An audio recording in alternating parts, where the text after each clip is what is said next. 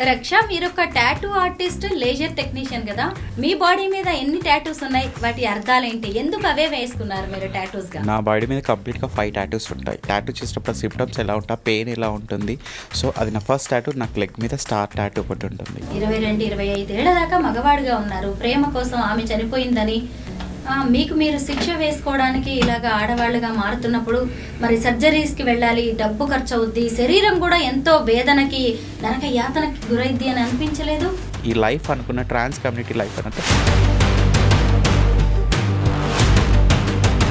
ఆమెను కూడా నేను కౌన్సిలింగ్ తీసుకున్నా బిఫోర్ సర్జరీ ఆమెను కూడా మీట్ అయ్యాను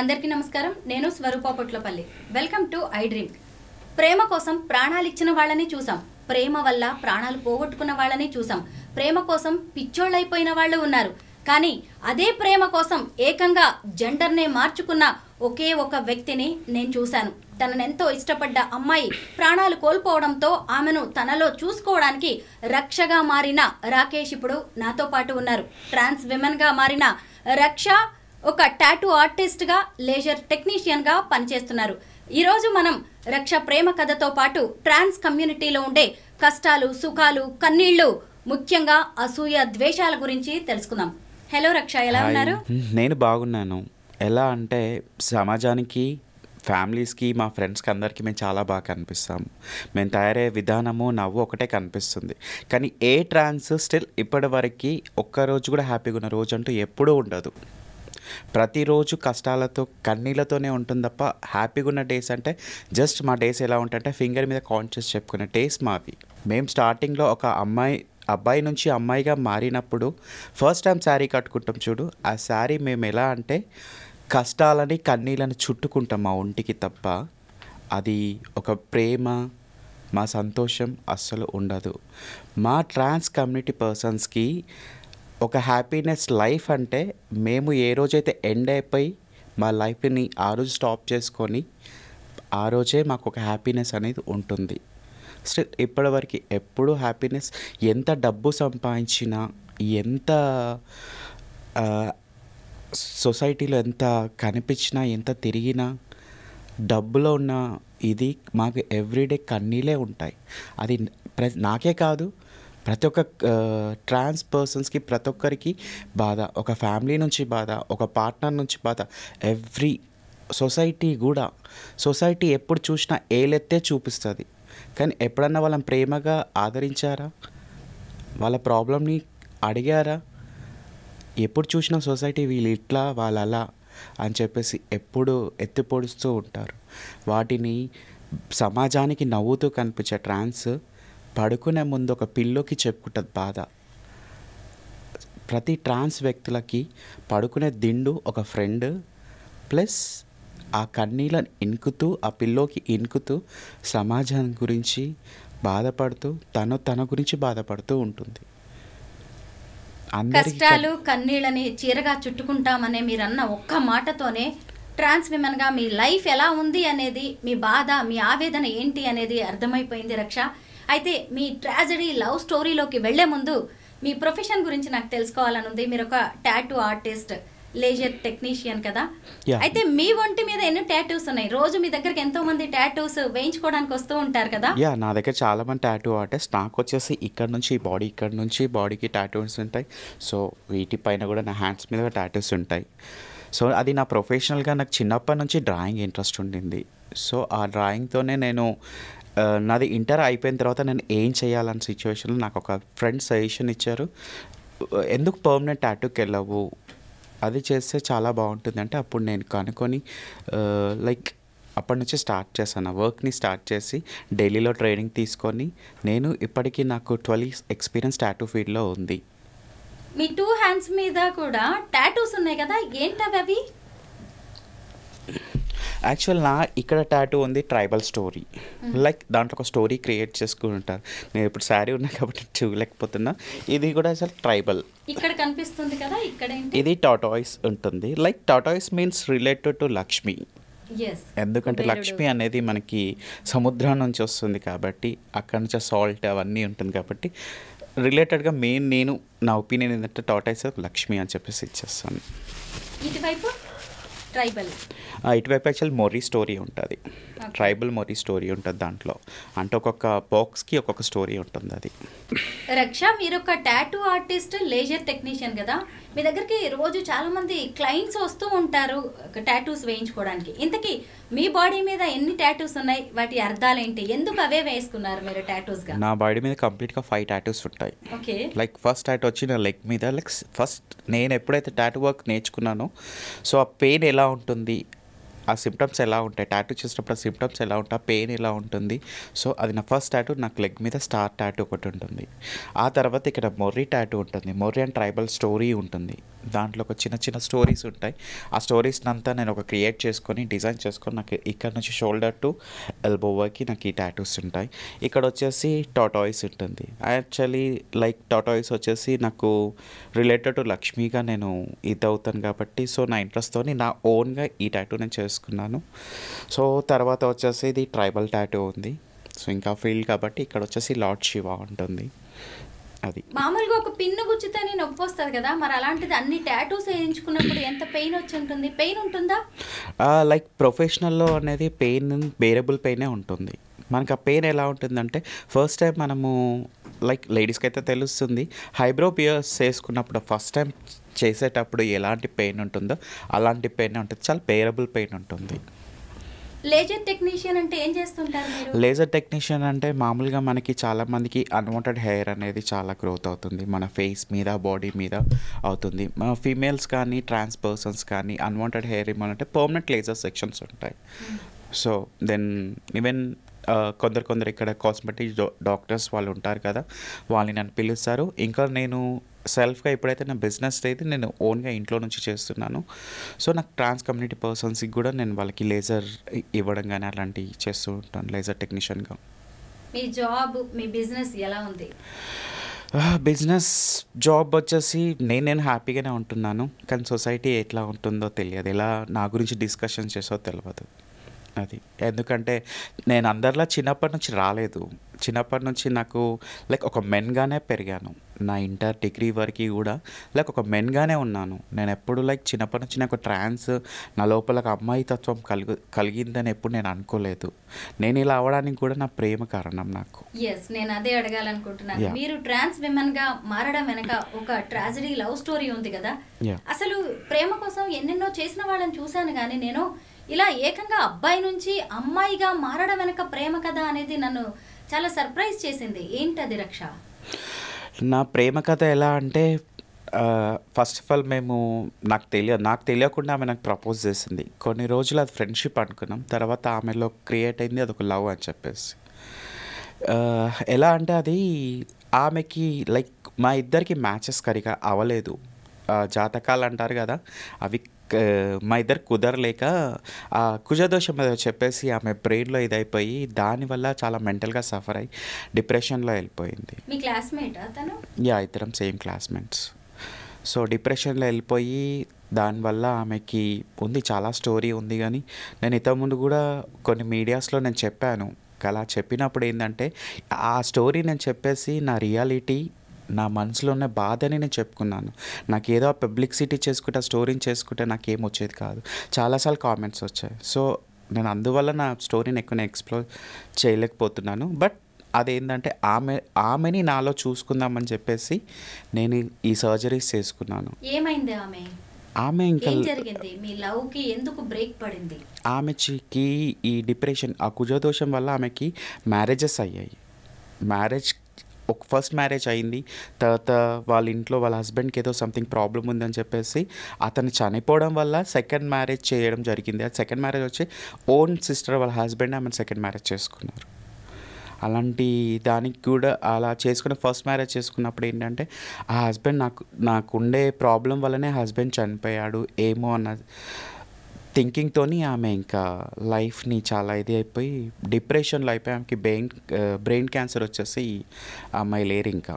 సో ఆమె లేని తర్వాత నేను ఆమెని నాలో చూసుకోవాలని చెప్పేసి నేను ఈ డిసిషన్ తీసుకున్నాను. చనిపోయిన ప్రేస్ని మీలో చూసుకోవడానికి మీరు ఇలాగ ట్రాన్స్ విమెన్గా మారారే తప్ప మీలో విమెన్ ఫీలింగ్స్ ఏం లేవా? లేకుండానే సర్జరీస్ వరకు వెళ్ళారా?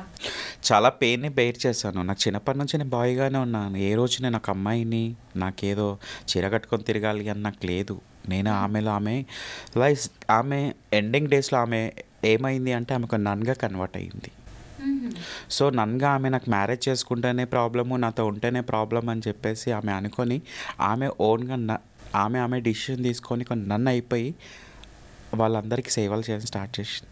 సో, అట్‌లీస్ట్ నేను నన్ను కావాలంటే నన్ను యాక్సెప్ట్ చెయ్యరు కదా! పోయి బాయ్ నన్ను కాలేం కదా! అలాంటప్పుడు ఏం చేయను. గూగుల్‌లో దాంట్లో సెర్చ్ చేసుకొని నా సెల్ఫ్‌గా నా బాడీని నేను పనిష్మెంట్ ఇచ్చుకున్నాను. అదేంటి అసలు రక్ష? చాలా ఆశ్చర్యం వేస్తుంది. బాధ కూడా ఏస్తోంది. ఇప్పుడు మీ ప్రేయసి చనిపోయింది. మీరిద్దరూ కలిసి జీవించలేకపోయారు. అంత మాత్రాన మీరెందుకు ఒక మహిళగా మారాలి చెప్పండి?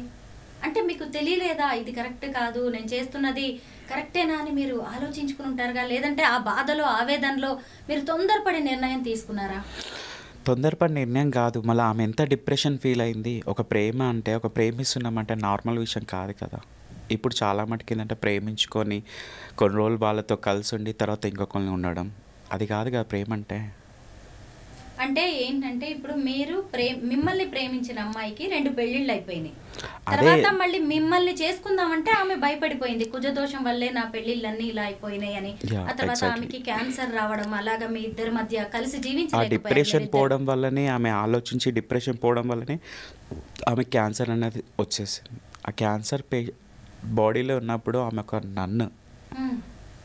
నన్ను అంటే ఎంత ఇది ఉంటుంది, ఎంత డిసిషన్ అంటే ఎంత పెయిన్ని బేర్ చేసాం నన్నయింది.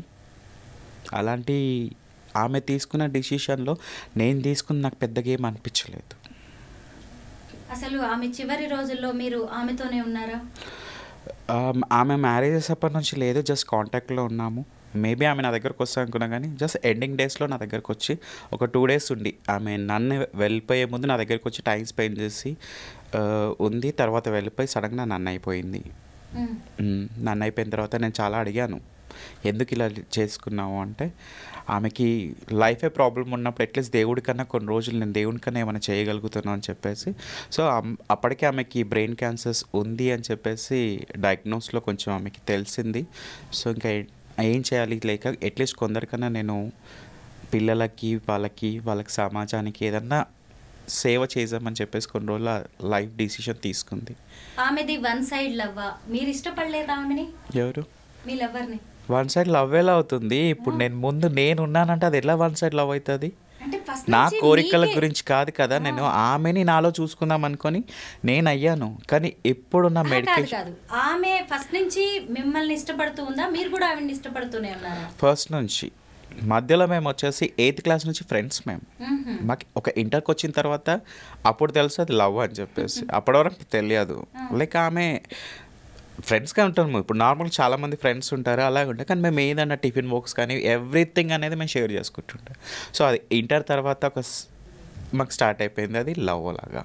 మరి ఎందుకు మీరు ఫస్ట్ ఆమె లవ్ ని యాక్సెప్ట్ చేయలేదా? మిమ్మల్ని కాకుండా ఇంకెవరినో ఎందుకు పెళ్లి చేసుకోవాల్సి వచ్చింది ఆమె? చెప్పాను కదా ఆమెకున్న ప్రాబ్లం. మా ఇంట్లో యాక్సెప్ట్ చేయలేదు. అప్పటికి నేను ఇంటర్లో నాకు పెళ్లి చేసుకుని నేను ఏం చేయాలి? నా మీద ఇంటర్ నాకు టైంకి ఆమెకి పెళ్లి అయిపోయింది. ఆమెకి ఇంటర్లో కాదు, మేము ఇంటర్లో ఉన్నప్పుడు ఇంట్లో చెప్పాము మేము పెళ్లి చేసుకున్న టైంలో. నాకు అన్న అక్క ఇద్దరు ఉన్నారు, వాళ్ళకి మ్యారేజెస్ అవ్వలేదు. వాళ్ళకి కాకుండా అంటే ఇప్పుడు నువ్వు పెళ్లి చేసుకొని ఏం ఉద్ధరిస్తావు, ఎవరిని ఉద్ధరిస్తావు అని చెప్పేసి అన్న.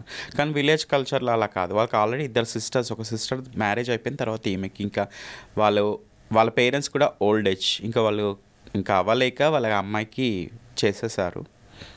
ఇలాంటి సిచ్యువేషన్కి అంతేగా ఏదో దేవుడే నిర్ణయం ఏం చేశారో అంతా జరిగిపోయింది ఆమెకి. ఇంకా అలా ట్రాజడీగా మారిన మీ లవ్ స్టోరీకి ఏదో ఒకటి మీరు ఎండింగ్ ఇవ్వాలనుకున్నారు. దానికి మీకు మీరే పనిష్మెంట్ ఇచ్చుకున్నారు. ఏకంగా జెండర్ మార్చుకున్నారు, విమెన్ గా మారిపోయారు. అంటే మీ ప్రేయస్ని మీలో చూసుకోవాలి అనుకున్నారు. ఎన్ని రోజులు అనిపించింది మీకు ఇలాగంటే? ఎన్ని రోజులు మీలో మీరు మదన పడ్డారు ఈ విషయంలో? కంప్లీట్గా నేను ఒక 2 ఇయర్స్ వరకు నేను సైకాలజీగా నేను ఇది లేదు, ఒక ఇంట్లో ఉండి. అప్పటికి నేను ఆమె ఇలా అయిపోయే టైంకి నేను వెల్ సెటిల్డ్. నేను బిజినెస్ పెట్టాను. నాకు డైలీ ఒక 10 to 20K ఇన్కమ్ వచ్చేది. నాకంటూ అప్పటికే టాటూ ఆర్టిస్ట్. నా టాటూ ఆర్టిస్ట్ అయి నా లైఫ్ లీడ్ చేస్తుంటే నేను చూసుకుంటాను, మన లీవింగ్లో ఉందామని చెప్పాను. ఆమె మైండ్ సెట్ ఇంకా నాకు ఇదైతే అందరితో చనిపోతారేమో, నాతో కలిసినా చనిపోతారని చెప్పేసి అట్లాంటి డెసిషన్కి ఆమె ఇదైపోయినప్పుడు నేను ఇంకా ఏం చేయను. అప్పుడు నేను ఎవరితో చెప్పినా లేదు. ఎవరు నా ఫ్రెండ్ది ఒపీనియన్ తీసుకుందామంటే వాళ్ళ ఏం కాదురా, అట్లయినప్పుడు ఏముంది, ఇంకొన్ని చూసుకో, ఇంకొన్ని చేసుకో, లైట్లే మామ, వదిలే మామ, అలాంటివి పెడతారు.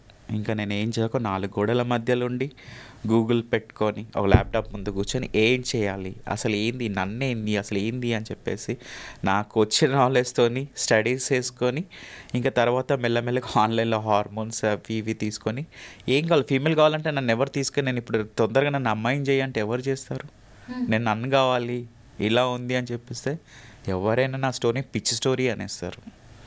కానీ ఆ బాధ పెయిన్ని నేను అనుభవించిన, ఎవరు అనుభవించాలి. చూడడానికి ఏదైనా బాగానే ఉంటుంది, కానీ నా లోపల పెయిన్ని తెలుసుకోవాలంటే నేను ఎంత స్ట్రగుల్ అయ్యిందో ఆ పెయిన్ని నేను ఎక్స్పోజ్ చేసుకోలేకపోతున్నా. దానికి చెప్పేటప్పుడు కూడా, నా స్టోరీని చెప్పేటప్పుడు కూడా నాకు తడబడుతుంటున్నా. ఇప్పటికీ నా హార్ట్ బీట్ అనేది అసలు నా కంట్రోల్లో ఉండకుండా అంత హార్ట్ బీట్ అనేది షివరింగ్ అయిపోయి నా అసలు ఏం చెప్పాలి కూడా అర్థం కావట్లేదు. చక్కగా మగపిల్లాడు మీరు 22-25 ఏళ్ల దాకా మగవాడిగా ఉన్నారు. ప్రేమ కోసం ఆమె చనిపోయిందని మీకు మీరు శిక్ష వేసుకోవడానికి ఇలాగా ఆడవాళ్ళుగా మారుతున్నప్పుడు మరి సర్జరీస్కి వెళ్ళాలి, డబ్బు ఖర్చు అవుద్ది, శరీరం కూడా ఎంతో వేదనకి నరక యాతనకి గురైద్ది అని అనిపించలేదు? అనిపించింది. డబ్బు అంటే నాకు ఫైనాన్షియల్గా అయితే నేను అప్పుడు చాలా హ్యాపీగా, ఫైనాన్షియల్గా నాకు ఏం ప్రాబ్లం లేకుండే. ఎందుకంటే నేను ఒక టాటూ ఆర్టిస్ట్, ఒక ప్రొఫెషనల్ టాటూ ఆర్టిస్ట్ కాబట్టి నాకు డైలీ ఒక 20K మినిమం వచ్చేది.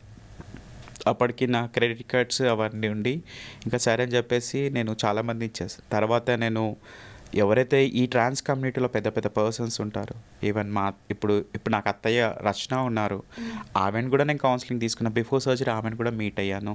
ఇంకా చాలామంది ఉన్నారు. వాళ్ళేం చెప్పిన స్టోరీ చెప్పిన తర్వాత నాకు ఇలా నేను తీసుకున్న మెడికేషన్లో ఇలా తీసుకున్నాక ఇలా ప్రాబ్లం అవుతుంది అని చెప్పిన తర్వాత కూడా వాళ్ళు ఫస్ట్ ఒక డిసిషన్ తీసుకో, ఈ లైఫ్ అనుకున్న ట్రాన్స్ కమ్యూనిటీ లైఫ్ అంటే అంత సేఫ్ సైడ్ లైఫ్ కాదు. ఒక్కసారి మన బాడీకి పనిష్మెంట్ ఇచ్చి ఒకసారి సర్జరీ అయిందంటే రిటర్న్ లైఫ్ దొరకదు. వాళ్ళు చాలా మోటివేషన్ ఇస్తారు, ప్రతి ఒక్కరికి మోటివేషన్ ఇస్తారు. అలా ఇచ్చారు. అయినా నేను ఎవరి మాట వినకుండా నేను ఆమెని నాలో చూసుకుందామని చెప్పేసి నేను మొత్తం లైఫ్ని బ్రేక్ చేశాను. ఎందుకంటే చనిపోయి ఏం చేయాలా, చనిపోతే ఏమొస్తుంది, మా అంటే 2 రోజులు స్టేటస్ పెట్టుకుని వదిలేసేస్తారు. ఇట్లున్నాక నేనుగా బతుకుతా కదా. ఒక ఫ్రెండ్ ముంగడ కూర్చొని నాకు ఆమె నాకు కనిపించినట్టుగా ఉంటుంది, నన్ను నేను చూసుకుంటే. నాదొక డిఫరెంట్ ఆఫ్ స్టోరీ. ఎందుకంటే ఇలాంటి స్టోరీస్ అసలు నాకు తెలిసి ఇప్పటికి ఉందో లేదో కూడా తెలియదు. చూసే వాళ్ళకి అనిపిస్తుంది పిచ్చి తత్వం ఏమో ఇది.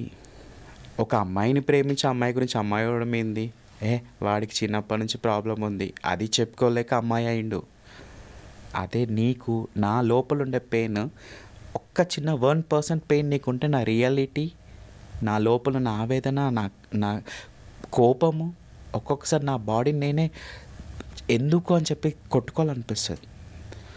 ఒక మిర్రర్ మీద కూర్చుంటే ఎలా ఏడుస్తామో అనేది ఆ మిర్రర్కి తెలుసు, నాకు తెలుసు. చాలా స్ట్రగుల్ అయ్యాను. అంత ఈజీ లైఫ్ కాదు.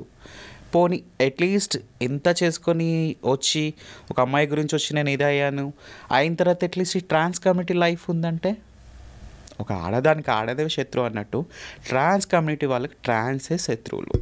బ్రెయిన్ క్యాన్సర్తో చనిపోయిన మీ ప్రేయసి కోసం మీరు ట్రాన్స్ విమెన్గా మారాలి అనుకున్నప్పుడు మీ పేరెంట్స్కి ఎవరికైనా చెప్పారా? అసలు మీదే ఊరు?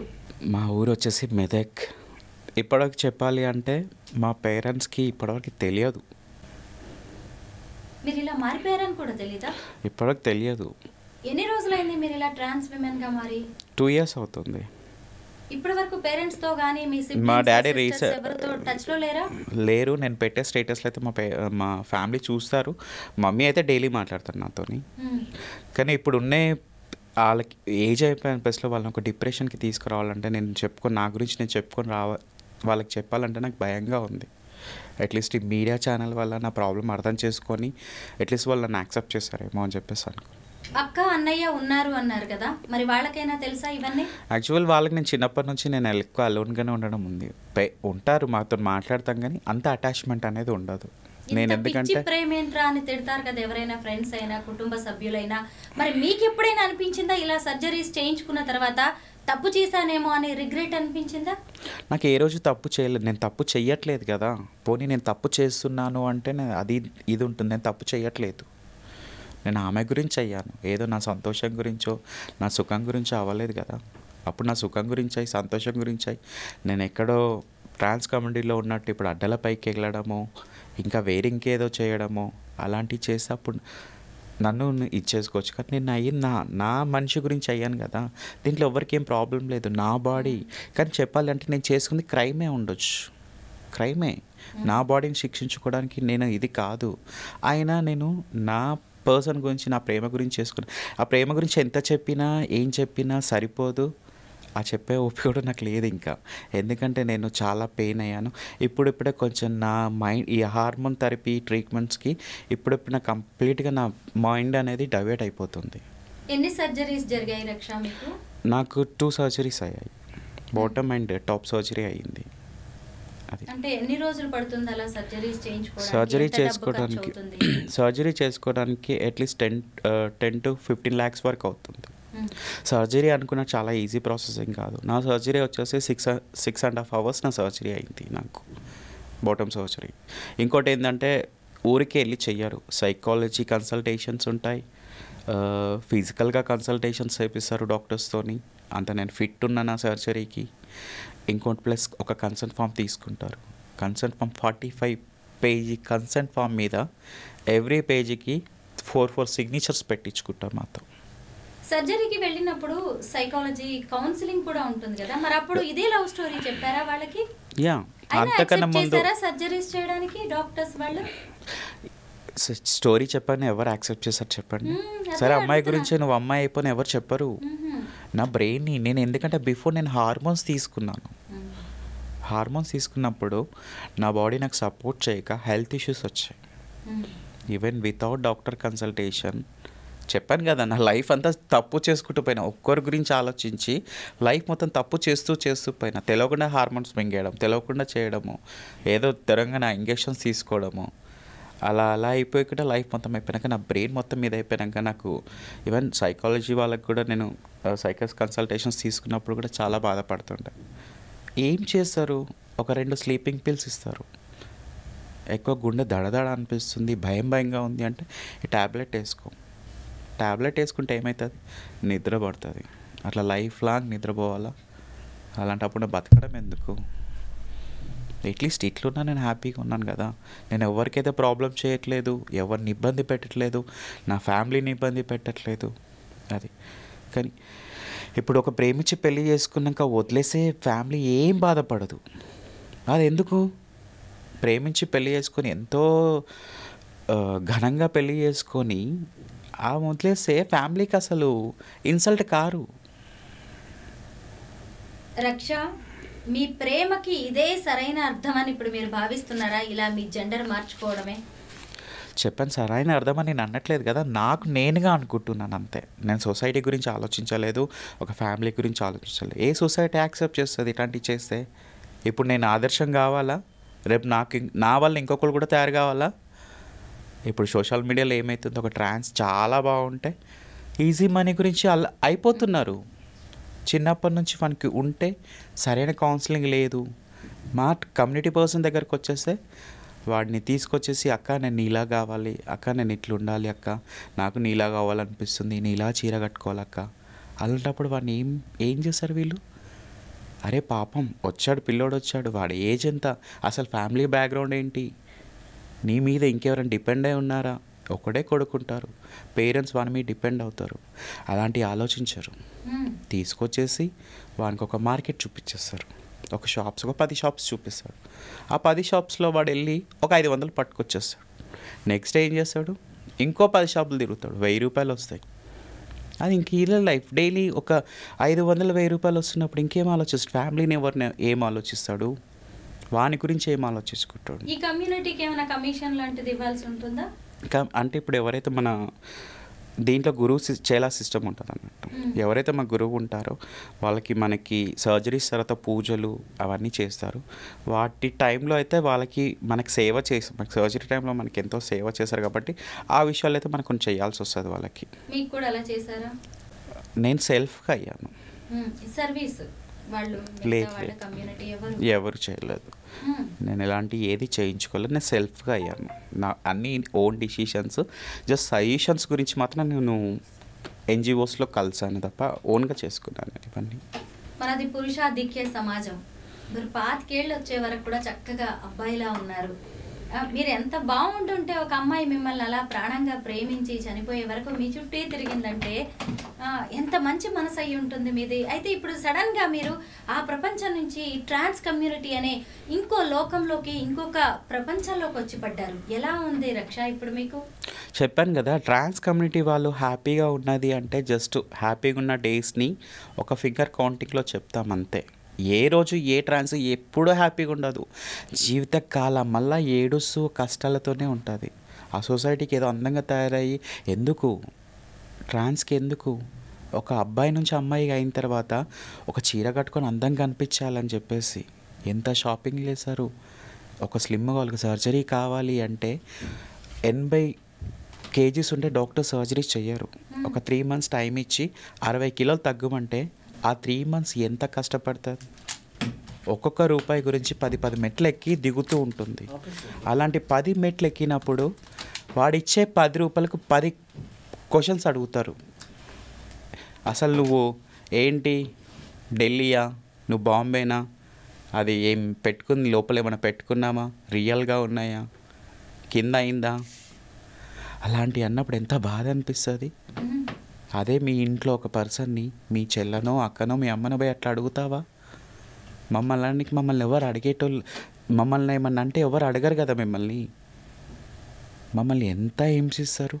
మాకు ఒక సెల్ఫ్ రెస్పెక్ట్ ఉంటుంది కదా. ఆ సెల్ఫ్ రెస్పెక్ట్ దెబ్బతినేంత వరకు ఎట్లా బతుకుతాం, ఎట్లా మాట్లాడతాము. అది ఆ సెల్ఫ్ రెస్పెక్ట్ పోయిన తర్వాత ఇంకా మాకు ఏముంటుంది, ఇంకా ఎవరి గురించి ఆలోచించాలా? ఫ్యామిలీ ఏంటి, మేము బాగున్నంతసేపు వాళ్ళు ఉంటారు. మేము ఇంటికి పోయి అమ్మ అక్కకి పెళ్ళి చేసినావు, చెల్లెకి పెళ్ళి చేసినావు, నాకు పెళ్ళి చేసి పంపించావంటే యాక్సెప్ట్ చేస్తుందా? ఎందుకు చెయ్యరు. వాళ్ళు మా పేరెంట్స్ యాక్సెప్ట్ చేస్తారు. పక్కింటోడో ఎదురింటోడో చుట్టాలో అన్నలు ఎవరో వచ్చేసి అయ్యో మీ కొడుకు ఇట్లా అయిందంటగా, ఎంత ఉంటుంది? నీ ఇంట్లో ఎంత ప్రాబ్లం అయినా బయటకు చెప్పుకోవు. ఒక మనిషి కాగానే అసలు ఎట్లా అంటే అది మా ఎంత హెల్త్ కాంప్లికేషన్స్ ఉంటాయి మాకు ఒక్కొక్కటి. మేము ఒక్కొక్క 1 mg 2 mg tablets, hormone tablets తిన్నప్పుడు మా బ్రెయిన్ మాకు కంట్రోల్లో ఉండదు. డిప్రెషన్ ఫీల్ అవుతాం. ఎవరు చిన్న మాటలైనా గట్టిగా అరిచేస్తాం. ఎన్ని ఇబ్బందులు తెలుసా. అంత ఈజీగా ట్రాన్స్ అయిపోవడం అంత ఈజీగా, ఒక అమ్మాయి నుంచి అబ్బాయి కావాలంటే అంత ఈజీగా. మా పెయిన్ ఎవరు చూడరు. మేము ఇప్పుడు అందంగా ఉన్నా, మేము ఇట్లున్నామో అని చెప్పి చూస్తారు. ఒక ఫ్యామిలీ సపోర్ట్ చేయదు. ఫ్యామిలీ మాకన్నా ఒకటే, పక్కింటోడు ఏమంటాడు, ఎదురింటోడు ఏమంటాడు అని ఆలోచిస్తారు. కానీ ఏ రోజైనా కూర్చున్నావా, నా బాధను తెలుసుకున్నారా మీరు? తెలుసుకోరు మీరు. ఏముంది, డబ్బులు సంపాదించిన ఎక్కడి నుంచి వస్తాయి డబ్బులు? ఒక షాప్కి వెళ్ళి 10 రూపాయల గురించి 10 మెట్లు ఎక్కితే ఆ ఇచ్చే 10 రూపాయల గురించి ఎంత 10 మాటలు మాట్లాడతారు. ఒక్కొక్క శరీరంలో ఒక్కొక్క పార్ట్ గురించి ఎక్స్ప్లెయిన్ వాళ్ళు అంటుంటే కొట్టుకోవాలనిపిస్తుంది, చచ్చిపోవాలనిపిస్తుంది. అలా ఫ్యామిలీ, సొసైటీ అంతే. సొసైటీకి ఎంతసేపు ట్రాన్స్ అంటే వీళ్ళు ఇట్లా చేస్తారు, వాళ్ళు అది చేస్తారు, వాళ్ళు డబ్బులు హెరాస్మెంట్ చేస్తారు, డబ్బులు ఇవ్వమని బట్టలు ఇప్పేస్తారు. బట్టలు ఎందుకు ఇప్పుతారు? సెల్ఫ్ రెస్పెక్ట్ పోయిందంటే ఏం చేస్తారు?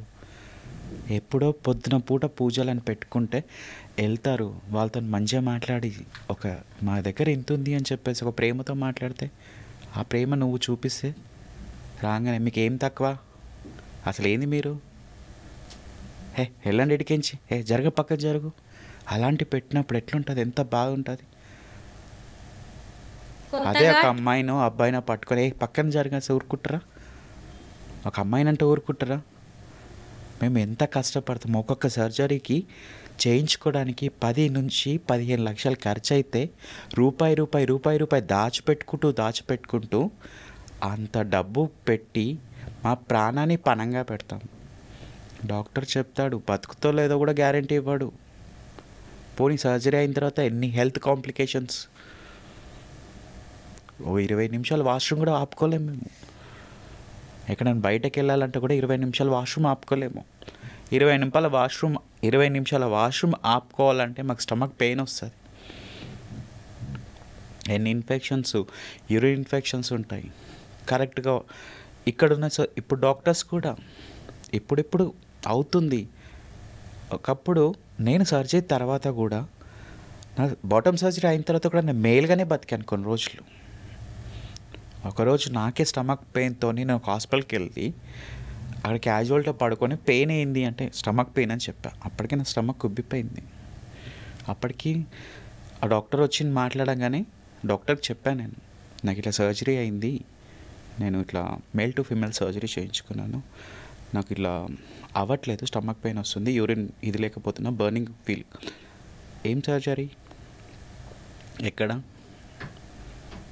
నా మెయిల్ పర్సన్కి నేను ఎలా ఓపెన్ కావాలి? అసలు ఏమీ చూడలేదు. రేపు గైనిక్ అంటారు, గైనికి రండి. గైనిక్ దగ్గరికి పోతే నువ్వేంటి ఇట్లున్నావు, నీకేం సర్జరీ? మా పెయిన్ని తెలుసుకుంటారా మీరు? ఒక డాక్టర్గా నా పెయిన్ని తెలుసుకోవాలి కదా. అలాంటి మిస్కమ్యూనికేషన్స్ మా లైఫ్లో ఎప్పుడు జరుగుతూనే ఉంటుంది, రోజు జరుగుతూనే ఉంటుంది. అందుకే లైఫ్ ట్రాన్స్ కమ్యూనిటీ ఏ రోజే హ్యాపీగా ఉంటారు. ట్రాన్స్గా మారిన తర్వాతే మీకు ఈ బాధలన్నీ తెలుస్తున్నాయి కదా. ఇక మీదటైనా కొత్తగా ట్రాన్స్ మ్యాన్గా కానీ ట్రాన్స్ విమెన్గా మారాలనుకునే వాళ్ళకి మీరు ఏం చెప్తారు? ఒకటి, ఇప్పుడు ఏంటంటే ఉన్న జనరేషన్కి ఈజీ మనకి అలవాటు పడిపోయి చాలామంది వచ్చేస్తున్నారు. ఇంకోటి, ఇప్పుడు ఎట్లా అంటే ట్రాన్స్ కమ్యూనిటీలో డబ్బులు ఈజీగా వచ్చేస్తాయి. ఒక 10 షాపులు ఆడుకుంటే 500 వస్తాయి. పెళ్ళి పేరెంటాలకు డబ్బులు వస్తాయి. సెక్స్ వర్క్ చేస్తే డబ్బులు వస్తాయి. అని ఒక మంచి మగోడు కూడా చీర కట్టుకొని అమ్మాయిగా మారిపోతుండు. ఎందుకు? ఇప్పుడున్న జనరేషన్లో జాబ్స్ లేవు. ఇప్పుడు సోషల్ మీడియాలో ఒక అందంగా తయారై రీల్ చేయండి, ఆటోమేటిక్ వాడి కోరికలు వచ్చేస్తున్నాయి. నేను అక్కలాగా అయిపోతా, అందంగా అయిపోతా అని చెప్పేసి వస్తే మా వాళ్ళు కూడా ఉన్నారు. తప్పు మాది కూడా ఉంది, వాళ్ళది కూడా ఉంది. ఎవరిది కరెక్ట్ అని చెప్పట్లేదు. వాడు వచ్చినప్పుడు అట్లీస్ట్ వాడి ఫ్యామిలీ బ్యాక్గ్రౌండ్ ఏంది, వాడి వెనకాల ఎవరున్నారు, ఆ పిల్లోడు వచ్చేసిండు, సరే ఆ పిల్లోడికి ఫీలింగ్ కలుగుతుంది. అట్లీస్ట్ నీకు తెలిసిన నువ్వు చేసిన తప్ప పిల్లోడికి తప్పు చేయకుండా ఒక సైకాలజికల్ కౌన్సిలింగ్ చేయించాలా. ఫ్యామిలీ దగ్గరికి వెళ్ళి ఒక 2 నెలలు మాట్లాడాలా. ఇట్లా మీ పిల్లోడు మా ఇంటికి వచ్చాడు, ఇది పరిస్థితి అమ్మా, మళ్ళీ రేపు పొద్దున్న ఇదైన తర్వాత మీ పిల్లోడు మాలాగా తయారైతే మా లైఫ్లో చూడడానికి మేము అందంగా ఉంటాం తప్ప మాకు అసలు హ్యాపీనెస్ లేని లైఫ్లు మావి అని చెప్తారా? ఎవరు చెప్పరు. వాడికి చీర కట్టగానే అనేస్తారు, అరే అమ్మాయిలాగానే ఉన్నావు నువ్వు, ఇంకా ఆపరేషన్ అయిందనుకో మొత్తం అమ్మాయి, అసలు నీ ముందు అమ్మాయి పనికిరాదు. వానికి కోరికలు పెరిగిపోతుంటాయి. అవును కదక్క. దాని గురించి వాడు చెయ్యని ఏ పని ఉండదు. షాప్కి పోయి అడుగుతాడు. నైట్ కానీ ఒక 3 నెలలు పోయిందంటే ఫస్ట్లో చీర కట్టించి ఒక విగ్గు పెట్టి షాప్లకు పంపించేస్తారు. ఆ తర్వాత ఏమవుతుంది? ఆ 3 నెలలు పోతే ఇంత జుట్టు పెరిగేస్తుంది. ఆ జుట్టుకి ఏం చేస్తారు? ఇంకో ఎక్స్టెన్షన్ ఇంకేదో పెట్టేస్తారు. తర్వాత జుట్టు పెరిగింది, ఇలా ఉన్నావు, నైట్ వెళ్ళు అని అక్కడికి ఇస్తారు. వాడు డబ్బులు సంపాదించకి నానా కష్టాలు, నానా ఇబ్బందులు, అసలు బతికినాక ఏమొస్తుంది ఇంకక్కడ? పోనీ ఆపరేషన్ చేయించుకొని ఒక ఆడదానం అవుతాం. ఆ తర్వాత కూడా లైఫ్ లేదు. ఒక భార్య భర్త ఎవడు పెళ్ళి చేసుకుంటాడు? ఇప్పుడు ఒక గృహప్రదేశంకో ఎక్కడో వెళ్ళి అక్కడ మాట్లాడుతుంటే నీకేం తక్కువ? మీ ఇంట్లో ఉన్న వాళ్ళగా నేను అందంగానే ఉన్నా కదా, మళ్ళీ నీ కొడుక్కిచ్చి నన్ను చేసుకుంటావా? ఒప్పుకుంటాడా? ఒప్పుకోడు. మళ్ళీ అంటారు మీకు ఏం తక్కువ. సమాజం యాక్సెప్ట్ చేయదు. ఏ రకంగా ఇంకా మేము బతికేది? మా సెల్ఫ్ రెస్పెక్ట్ ఎక్కడుంది మాకు? అందుకే ఇంకోటి ఏంటంటే మేము వేసుకునే ట్యాబ్లెట్లో డిప్రెషన్స్ ఎంత ఏదవుతుంది. పోనీ మా బాధ మేము చెప్పుకుందామంటే పోనీ మా కమ్యూనిటీ వాళ్ళు ఉన్నారా? మాకే శత్రువులు. ఎంత కష్టపడి బెగ్గింగ్ చేసి సెక్స్ వర్క్ చేసి ఎన్నో డబ్బులు కష్టపెట్టి అందం గురించి అన్ని డబ్బులు ఇన్వెస్ట్మెంట్ చేస్తే అది చూడు అందంగా అయిపోయింది. అక్కడ వాళ్ళకి చెప్పి వీళ్ళకి చెప్పి ఏదో ఒకటి చేసేస్తారు. పోనీ మా వాళ్ళు మమ్మల్ని యాక్సెప్ట్ చేయాలి కదా. నేను సేమ్ నీలాగానే అన్నప్పుడు మంచి మనసు పెట్టాలి కదా. అలా పెట్టారు. ఎక్కడ కూడా డిస్కమ్యూనికేషన్ చూపించేస్తారు. ఎక్కడ ట్రాన్స్కి లైఫే లేదు. అది ఏ రోజు సుఖంగా ఉండదు. ఏ రోజు చచ్చిన రోజు ఒక్కరోజు సుఖంగా బతికిపోతుంది అంతే. ఆ చచ్చిన శవంతో ఆ పైకి పోయిన తర్వాత దేవుడు ఏం చేస్తాడో తెలియదు, కానీ ఆ చచ్చిపోయిన రోజే ట్రాన్స్ లైఫ్ హ్యాపీగా ఉంటుంది. కలిస్తే కుదిరితే మాత్రం మాట్లాడండి, మంచిగా ఉండండి. మా సెల్ఫ్ రెస్పెక్ట్ దెబ్బతిందంటే ఎవరు ఏ ట్రాన్స్ కాదు ఏ మనిషి ఊరుకోరు. ఎన్ని ఇబ్బందులు పడతాము. ఆడుకోదానికి ఈజీగా డబ్బులు వస్తున్నాయి అంటే మా వెనుకల కష్టాన్ని రాత్రి ఏడిసే ఏడుపులను ఎవరు చూస్తున్నారు? ఎన్ని ఇబ్బందులు ఉంటాయి తెలుసా? అలా ప్రేమించి మోసం చేసే వాళ్ళు కూడా చాలా మంది ఉన్నారు కదా. ఈ మధ్య అంకితా రాజ్ స్టోరీ కూడా చూసాం. అసలు తను ఫస్ట్ నుంచి కూడా మీకు తెలుసు, ఒక అతను పెళ్లి చేసుకోగానే అందరూ కూడా చప్పట్లు కొట్టారు, ఆహా భలే మంచి రోజులు వచ్చాయి ట్రాన్స్ విమెన్కి అనుకున్నాం. కానీ తర్వాత ఏం జరిగింది? మళ్ళీ ఒంటరి అయిపోయింది. ఇప్పుడు ట్రాన్స్ కమ్యూనిటీలో పెళ్ళి అనేది అసలు ఎలా అంటే అట్రాక్షన్ అంతే. వాడికి ఒక అందంగా ఉన్న వ్యక్తిని తినాలి, ఆనందించాలి, వాళ్ళతో కొన్ని టైం స్పెండ్ చేయాలని చెప్పేసి వచ్చే ముందు ఏం చెప్పన్నా, అసలు మా దగ్గరకు వచ్చే ముందు వాళ్ళకి ఫ్యామిలీ కనిపించదు, ఒక బ్రదర్స్ కనిపించరు, ఎవరు కనిపించరు, సమాజమే కనిపించదు. మేమే కనిపిస్తాం, మీతోనే ఉంటాము, నాకు నీ గురించి నేను ఏదైనా ఫైట్ చేస్తా, ఎంతమందితో కొట్లాడేస్తా అన్నీ అంటారు. అది ఎక్కడ అంటారు? 4 గోడల మధ్యలో. 4 గోడల మధ్యలో మేమన్నీ వాళ్ళని ఏంటంటే మేము మేమే పోషించాలా. నువ్వు పెళ్ళి చేసుకుంటే నీకు పెళ్ళాం వస్తే నీ పెళ్ళాన్ని నువ్వు పోషిస్తావు. అక్కడ మేము అట్లా కాదు, రివర్స్. వాళ్ళు మాకు పెళ్ళల్లాగా తయారై మా ఇంట్లో కూర్చొని వాళ్ళకి మేము పోషించాలి.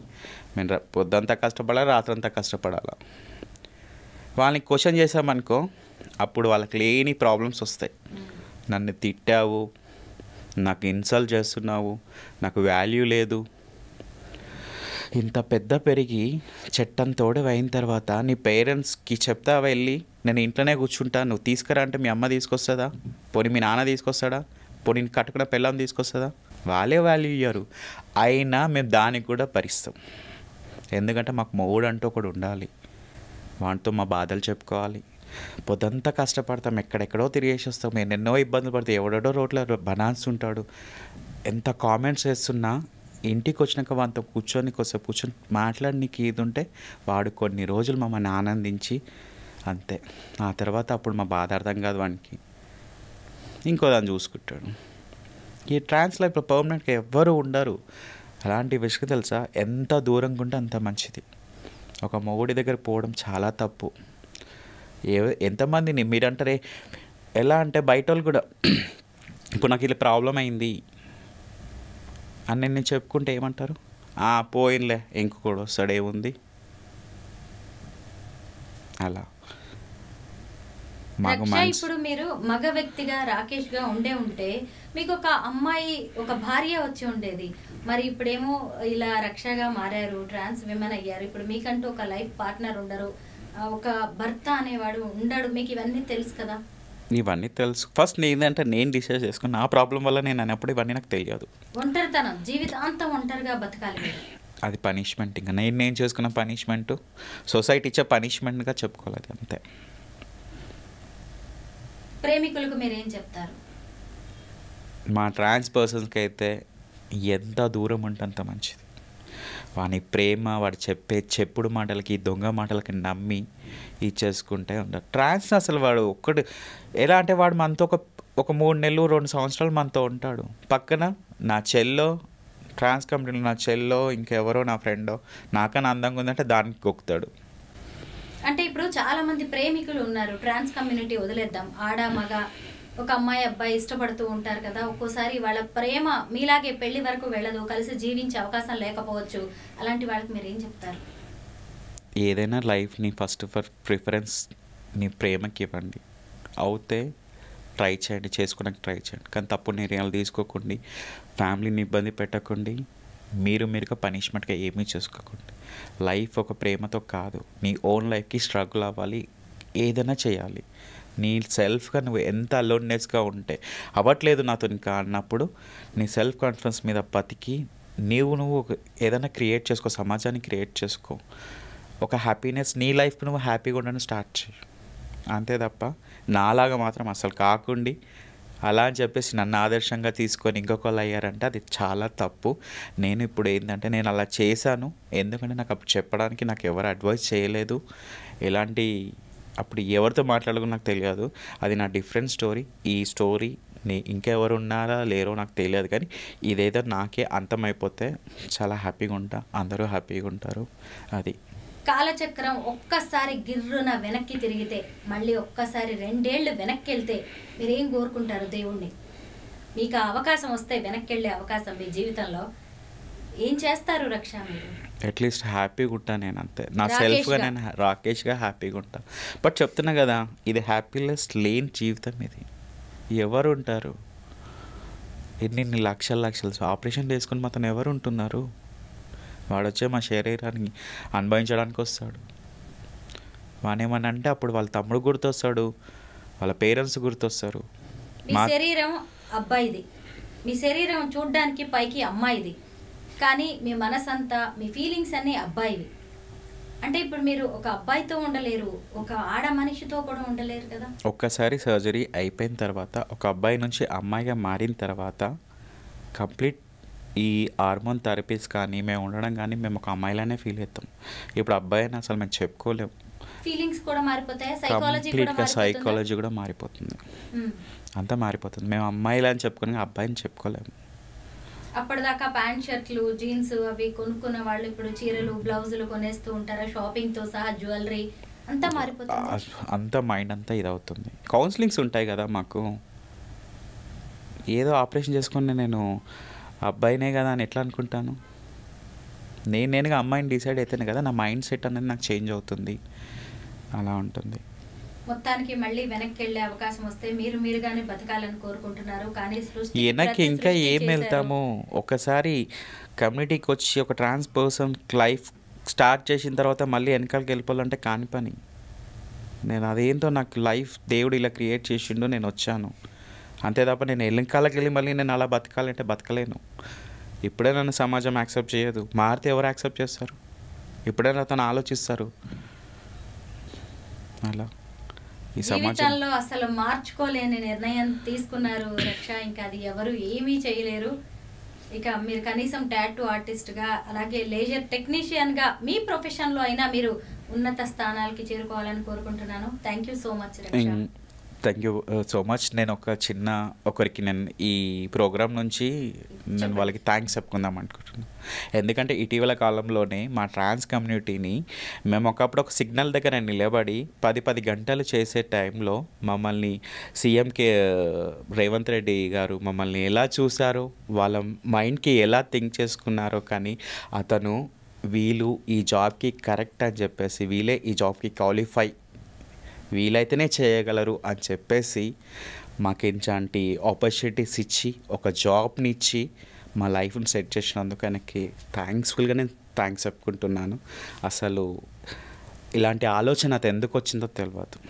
మాకు ఏ సమాజం గవర్నమెంట్ జాబ్ ఇవ్వాలనుకోదు, కానీ ఆయన మమ్మల్ని సిగ్నల్లల్లా ఒక్కొక్క బైక్ ఒక్కొక్క వెహికల్ దగ్గరికి వెళ్ళి నిలబడి ఆ పడే 2 నిమిషాల సిగ్నల్కి ఇలా వస్తుంటే ఏ బండి గుద్దేస్తుందో ఎట్లుండదో అట్లాంటి ఉరుకు పరుకులతో మేము అక్కడ చేస్తున్న మా ట్రాన్స్ కమ్యూనిటీకి అతన్ని మమ్మల్ని గుర్తించి మళ్ళీ అతనికి అలాంటి ఆలోచన రావడం అంటే చాలా గొప్ప విషయం అది. సో 40 మందికి పైగా ట్రాఫిక్ వాలంటీర్స్గా తెలంగాణ ప్రభుత్వం, ముఖ్యంగా సీఎం రేవంత్ రెడ్డి గవర్నమెంట్లోకి తీసుకున్నారు, ప్రభుత్వ ఉద్యోగాలు ఇచ్చారు. నిజంగా ట్రాన్స్ కమ్యూనిటీ అందరికీ కొన్నైనా మంచి రోజులు వచ్చాయి, కొంతైనా మంచి జరిగిందని ప్రభుత్వం తీసుకున్న ఈ నిర్ణయంతో తెలుస్తోంది. ఇక మీదటైనా బయట రోడ్ల మీద భిక్షాటన, బెగ్గింగ్, కలెక్షన్స్ లాంటివి చేయకుండా ఇలా ఒక మంచి గౌరవంతో బతకడానికి ప్రభుత్వమే బాటలు వేసింది. ఖచ్చితంగా ఇంకా ప్రభుత్వం ఎన్నో పథకాలు తీసుకురాబోతుంది, ఎన్నో ఇంకెన్నో పథకాలు ఉద్యోగాలు తీసుకురావాలి, కూడా ఇంకా రాబోతుంది. తీసుకురావాలి. ట్రాన్స్ని కంప్లీట్గా మమ్మల్ని కూడా గుర్తించి, మమ్మల్ని కూడా ఒక అమ్మాయిగా గుర్తించి ఇచ్చేస్తారు. ఎందుకంటే first of all Revanth Reddy సార్కి అయితే మేము ఎంత థ్యాంక్స్ చెప్పుకున్నా కూడా సరిపోదు. ఎందుకంటే నాకు కలిసే ఛాన్స్ వస్తుందో కూడా నాకు తెలియదు. కాబట్టి అట్లీస్ట్ ఈ మీడియాతోనన్నా అట్లీస్ట్ ఆయనకి ఒకరు మాకు థ్యాంక్స్ చెప్పారు అని ఒక ఫీలింగ్ ఉంటుందని చెప్పేసి, సో నేను ఈ మీడియా నుంచి నేను అతనికి థ్యాంక్స్ చెప్పుకుంటున్నాను. ఇట్లాంటి ఆపర్చునిటీ ఇంకా మాకు కల్పించి, మాలో కూడా మంచి ఎడ్యుకేషన్ పర్సన్ ఉన్నారు, మాలో కూడా టాలెంటెడ్ పర్సన్ ఉన్నారు, వాళ్ళందరినీ గుర్తించి వాళ్ళందరికీ ఏదో ఒక తోచినంత వరకు, పెద్ద పెద్దగా కాకుండా ఇట్లా తోచినంత వరకు హెల్ప్ చేయండి. ఇంకో ట్రాన్స్ కమ్యూనిటీని ఎప్పుడూ బాధ పెట్టకండి. వాళ్ళ జీవితం మొత్తం కన్నీళ్ళతోనే ఉంటారు, ఏ రోజు వాళ్ళు హ్యాపీగా ఉండరు. దయచేసి వీలైతే వాళ్ళతో సరిగా మాట్లాడడానికి ట్రై చేయండి. రిలేషన్షిప్స్ ఎప్పుడు పెట్టుకోకండి. నీకు ఒక రిలేషన్షిప్ పెట్టుకుంటే ఫస్ట్ నీ ఫ్యామిలీని ఆలోచించుకో. నీ ఫ్యామిలీ బ్యాక్గ్రౌండ్ ఏంటి, నీ పేరెంట్స్ ఏంది, యాక్సెప్ట్ చేస్తారా, అన్నీ ఆలోచించుకొని. ఈవెన్ ఫ్రెండ్స్ అయినా జస్ట్ ఒక పార్టీస్కి వచ్చి మాతో ఉండి మేమన్న తర్వాత నువ్వు వచ్చా అనేస్తారు. తాగి తిని చేసి అన్నీ చేసేస్తారు. చిన్న కొంచెం ఏదైనా గొడవ వచ్చాక నువ్వు వచ్చా, నీ దగ్గరికా, నీలాంటి వాళ్ళు వస్తారా, తిరుగుతారా అంటారు. మళ్ళీ తినే దగ్గర తాగే దగ్గర కొజ్జా తెలియదా, ఒక 4 గంటలు 5 గంటలు మాతో స్పెండ్ చేస్తావు, అప్పుడు తెలియదా, నా పక్కన పడుకుంటావు, అప్పుడు తెలియదా. ఫ్యామిలీ ఫ్రెండ్స్కి వచ్చేవరకల్లా నువ్వు వచ్చా, నువ్వు ట్రాన్స్ అంటారు. అట్లాంటివి ఏమన్నా ఉంటే మీరు ఫ్రీ మైండ్తో రండి. వాళ్ళతో ఫ్రెండ్షిప్ చేయాలన్నా, వాళ్ళని పెళ్లి చేసుకోవాలన్నా, వాళ్ళ లైఫ్తో లీడ్ చేయాలి అన్నా ఫస్ట్ నీ ఫ్యామిలీని, నీ ఫ్రెండ్స్ని, సొసైటీని అన్నిటికీ డేర్ చేస్తా అంటే ఒక ట్రాన్స్ కమ్యూనిటీ ఉందని ఫ్రెండ్షిప్ చేయండి. అదర్వైజ్ లేకపోతే మీ లైఫ్ మీరు బతకండి, వాళ్ళని హ్యాపీగానన్నా ఉండనివ్వండి, అంతే. ఇంకా సమాజంలో ఎంతో వివక్షను ఎదుర్కొంటున్న ట్రాన్స్ కమ్యూనిటీ కూడా మంచి రోజులు రావాలని కోరుకుంటున్నాం. థ్యాంక్ యూ సో మచ్ రక్ష. Thank you.